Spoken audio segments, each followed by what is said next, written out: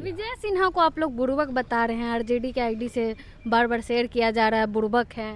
कहीं श्रद्धांजलि देने गए तो ये नेता प्रतिपक्ष की ड्यूटी है कि उप डिप्टी सीएम को बताया जाए, तो इसी वजह से उनको बुड़बक उनको कहा गया कि भाई लोकतंत्र में इतना ज्ञानी भी कोई हो सकता है जो डिप्टी सीएम है। हाँ। जो सदन को चलाने का स्पीकर का काम किया है। देखिए स्पीकर रहते भर में दरोगा के हटाने के लिए मुख्यमंत्री से उलझ गए थे। सम्राट चौधरी जी ने कहा था कि ज्यादा उतावला मत होइए, तो आसन छोड़ करके आकर के बैठ गए थे।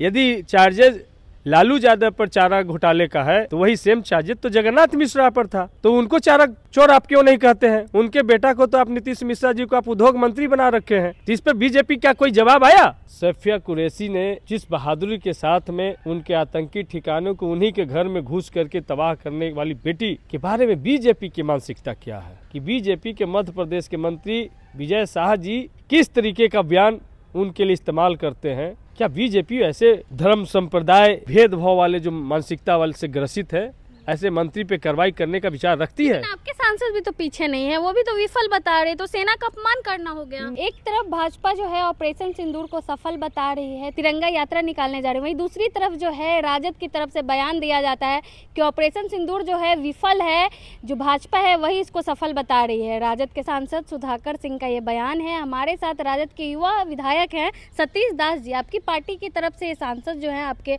ऐसा बयान देते हैं। देखिए राजद के सांसद हैं, हम न हमारी पार्टी न हम उनके बयान से सहमत हैं। और अब देखिए कि ऑपरेशन सिंदूर जिस मजबूती के साथ में आतंकियों के ठिकाने को हमारे सेना के जवानों ने, एयरफोर्स के जवानों ने, जिसकी विंग कमांडर सैफिया कुरैशी ने अंजाम दिया, उस पूरी टीम को हम सब लोग सैल्यूट करते हैं। हमारे नेता ने कई बार सैल्यूट करने का काम किया, लेकिन सवाल है कि जो सैफिया कुरैशी ने जिस बहादुरी के साथ में उनके आतंकी ठिकानों को उन्हीं के घर में घुस करके तबाह करने वाली बेटी के बारे में बीजेपी की मानसिकता क्या है? बहस का सवाल ये है, बहस का सवाल है कि बीजेपी के मध्य प्रदेश के मंत्री विजय शाह जी किस तरीके का बयान उनके लिए इस्तेमाल करते हैं। क्या बीजेपी ऐसे धर्म संप्रदाय जाति ये तमाम भेदभाव वाले जो मानसिकता वाले से ग्रसित है, ऐसे मंत्री पे कार्रवाई करने का विचार रखती है? आपके सांसद भी तो पीछे नहीं है, वो भी तो विफल बता रहे, तो सेना का अपमान करना हो गया। नहीं, हम तो बोले कि न हमारी पार्टी न हम स्वयं इस बयान से सहमत हैं। उनका व्यक्तिगत बयान है, वो स्वयं इसके जवाब देंगे, ठीक है। लेकिन उन्होंने हमारे बहादुर जवानों पर सवाल नहीं उठाया, ठीक है। आने वाला दिन में कितना सफल रहा, कितना सफल रहा, इस पे डिबेट किया जा सकता है, वो डिबेट का इशू हो सकता है। लेकिन ये भी हो सकता है कि किन परिस्थितियों में जब हमारी सेना बहुत तेज़ी से पाकिस्तान की तरफ बढ़ रही थी, पाकिस्तान के सारे ठिकाने को ध्वस्त कर रही थी, तो किन परिस्थितियों में सीज फायर किया गया। 7:30 बजे व्हाइट हाउस से अमेरिका के राष्ट्रपति बयान जारी करते हैं, 8 बजे मोदी जी मन की बात में करते हैं, जिन बातों में कहते हैं कि हमने व्यापार का धमकी दिया अमेरिका के राष्ट्रपति ट्रंप, और उस बयान से का कहीं चर्चा तक नहीं मोदी जी करते हैं। तो ये तो डिबेट का इशू है, ये तो डिबेट का इशू है कि आखिर जब भारतीय सेना इतनी तेज़ी से उनके सारे ठिकानों पर, सारे उनके जो आर्मी के सेंटर थे उस तरफ बढ़ रहे थे, तो एकाएक क्या फिर मोदी जी को सपना आया, सीज फायर उन्होंने कर दिया। तो ये सवाल है, इस पर सवाल। लेकिन ये सफल असफल यदि वो उन्होंने कहा है तो उनका निजी बयान है, पार्टी और हम सब उनके बयान से सहमत नहीं है। जितनी देर भी लड़ाई चली उतनी देर में हमारी सेना पाकिस्तान के एक एक चीज़ों का जवाब दिया और उनके एक एक सैटेलाइट को ध्वस्त करने का काम किया। ये हमारे सेना का पराक्रम है, और जितनी बार पाकिस्तान से युद्ध हुआ, हर एक युद्ध को हमने जीतने का काम किया। विजय सिन्हा को आप लोग बुड़बक बता रहे हैं, आरजेडी के आईडी से बार बार शेयर किया जा रहा है, बुड़बक है, ऐसा क्यों? विजय सिन्हा को क्यों टारगेट कर रहे हैं? नहीं, विजय सिन्हा जी, एक चीज़ बताइए, विजय सिन्हा जी ही बिहार के कैसे जनप्रतिनिधि रहे कि अपने ही काल में नेता प्रतिपक्ष रहे, स्पीकर रहे, मंत्री रहे, डिप्टी सीएम रहे। ये 5 साल में इतना चमत्कार विजय सिन्हा ही हो सकते हैं।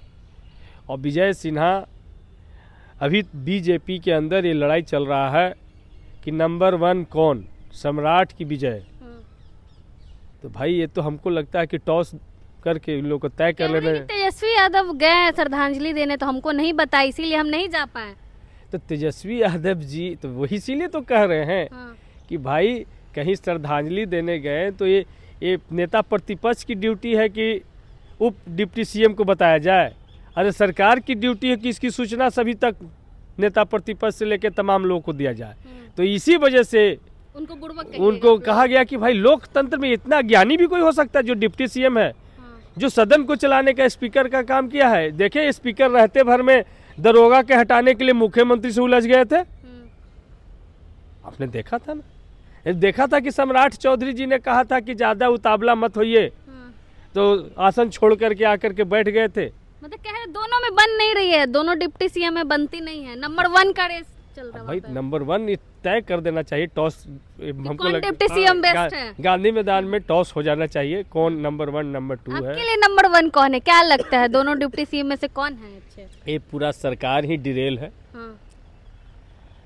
न मुख्यमंत्री नंबर देने लायक है, न डिप्टी सीएम नंबर देने लायक है। डिप्टी सीएम तो राजद से ही गए हुए हैं। 1 नंबर की सरकारें नहीं चल रही है, ये पूरी तरीके से 2 नंबर की सरकार चल रही है। चोर दरवाजे से चल रही सरकार। सम्राट चौधरी को भी नहीं चुने आप, क्योंकि राजद से ही वो गए हैं। नहीं राजद से गए, लेकिन आपने देखा कि राजद से तो गए हैं, लेकिन उनका आचरण क्या समाजवादी सोच है, उनका अम्बेडकरवादी सोच उनके अंदर है। वो तो पूरा भगवावादी हो गए। वो तो गए थे मुरेठा बांध के कि तब तक हम मुरेठा नहीं खोलेंगे जब तक हम नीतीश कुमार को सत्ता से हटा नहीं देते हैं, और उन्हीं के साथ में सत्ता में शामिल हो गए। तो ये तो उनका आचरण है, उनका कथनी और करनी में फ़र्क। और जा कर के गंगा जी में बनारस में अपना बाल दान करके बेल उल मुड़ा करके आ गया। तो पूरा तरीके से ये मूड मार को बिहार को ठिका देना चाहते थे, जनता इस समझ गई है। और इन्होंने लगभग 2 महीने 2 साल के आसपास इनके सरकार का होने जा रहा है।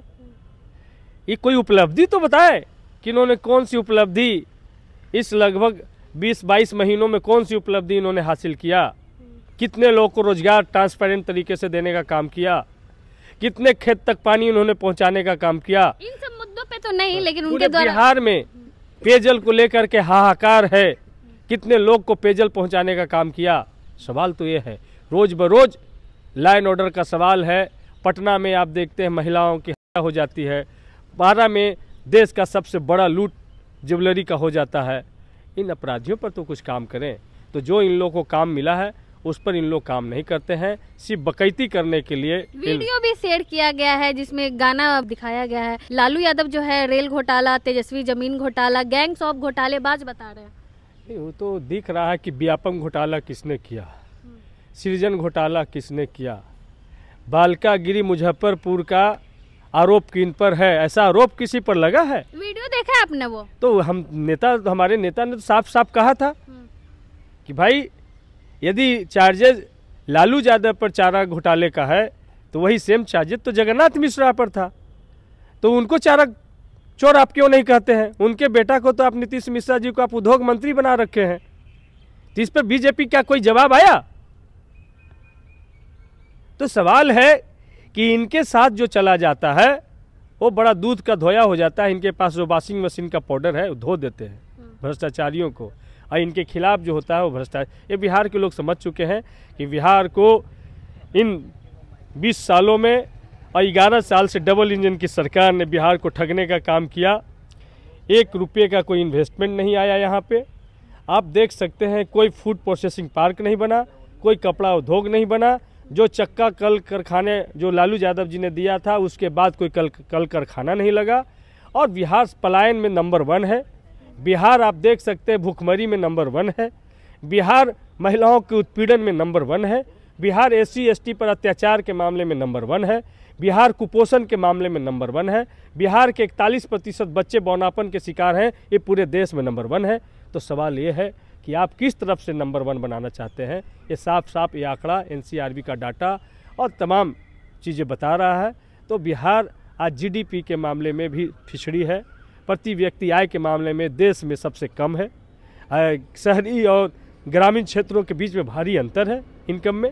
इन तमाम सवालों पे ये जो 20 साल से जो मुख्यमंत्री हैं BJP और जदयू के लोग और डबल इंजन की सरकार 11 साल से चल रही है, उनको जवाब देना चाहिए। मुद्दे से भटका रही है, मुद्दे से भटकाने का काम कर रही है, इसलिए इनके मुद्दा विहीन लोग हैं।